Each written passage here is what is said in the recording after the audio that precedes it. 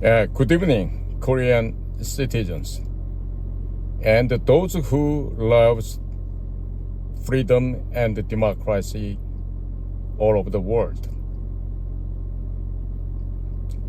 This is Choi Soo-young.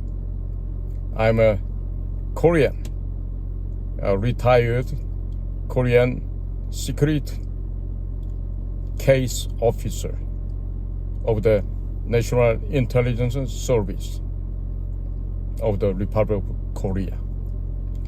Today, one of my honorable senior alumni sent me with great sentences. So,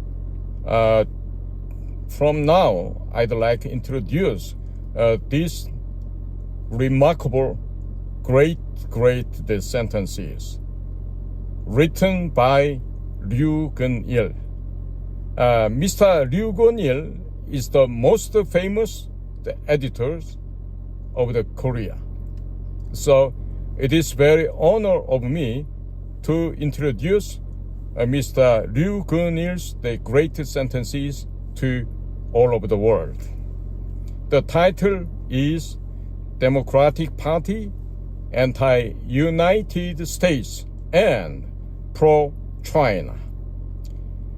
Under the guise of so-called value diplomacy, the Yoon Suk-yeol administration insists on a peculiar foreign policy centered on Japan, neglecting the geopolitical balance and antagonizing North Korea, China, and Russia.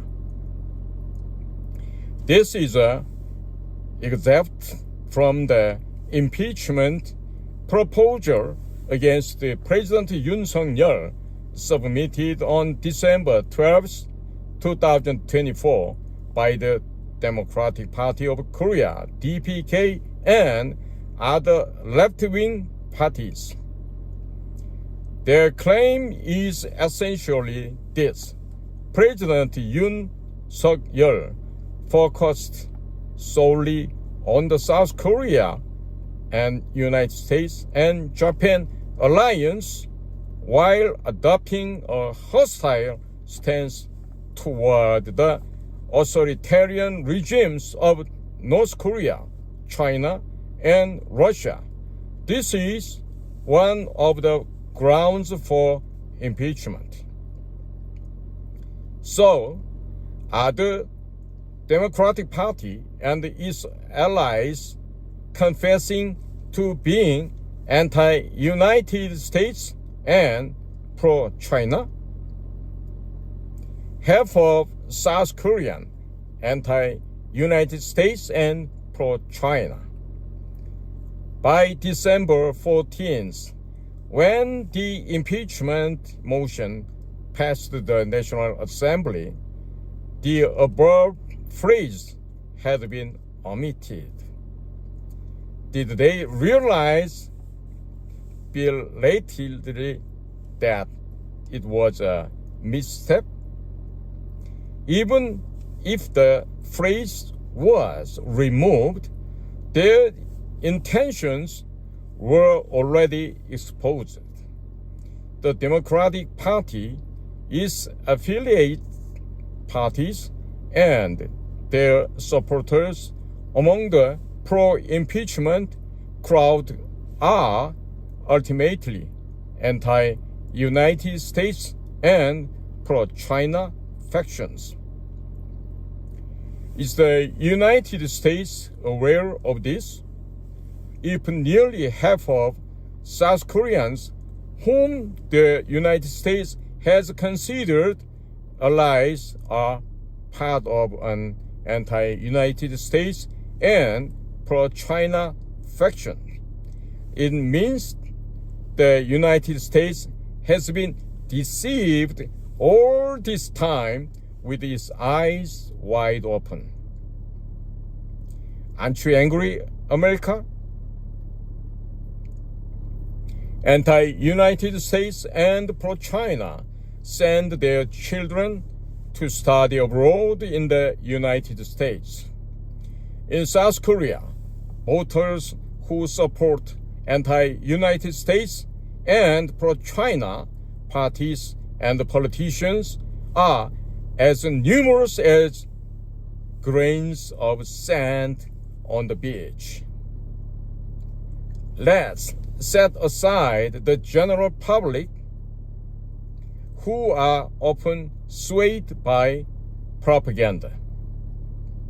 The real issue lies with the intellectual elite, university professors, corporate executives, figures in the entertainment and cultural industries, the press, various professional sectors, and upper middle-class public officials. Among these groups, there is a significant number who fit these descriptions. These individuals are bourgeois in body and third-rate leftists in mind, or at least left-leaning sympathizers. They are victims of leftist indoctrination that labels the United States and the Western world as imperialist.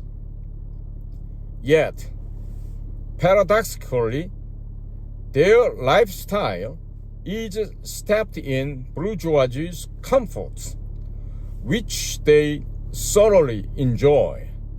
They talk about human rights abuses under past authoritarian regimes in South Korea, but remain silent about the horrific human rights conditions under North Korea's Kim Jong-un regime.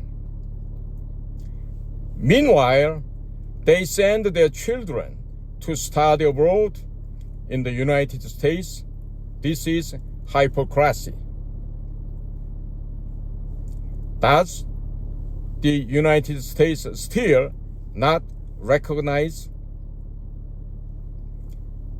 The United States needs to reflect on this.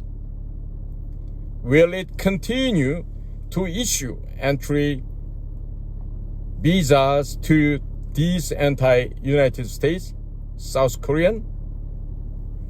Will it allow entry to the activists who were engrossed in anti-United States, pro-North Korea, and pro-China revolutionary movements in the 1980s and who to this day have shown no repentance for their past actions? Many of these individuals are now lawmakers who dominate the National Assembly, sabotaging President Yoon Suk-yeol's administration and policies. Are these people allies of the United States? Once again, are these people allies of the United States? Or are the freedom-loving South Koreans fighting them to the bitter and the true allies? The United States should impose appropriate diplomatic sanctions against these anti-United States activists. The so-called progressive in South Korea essentially adhere to National Liberation People's Democracy, a mere facade for extreme leftist revolution. Does the United States and the new Trump administrations still not recognize the identity of those who stormed the United States embassy in South Korea and caused havoc, the United States must respond with stern measures. Thank you for listening. This is Indo-Pacific Strategy Institute. I am representative and the CEO, 최수용. Thank you.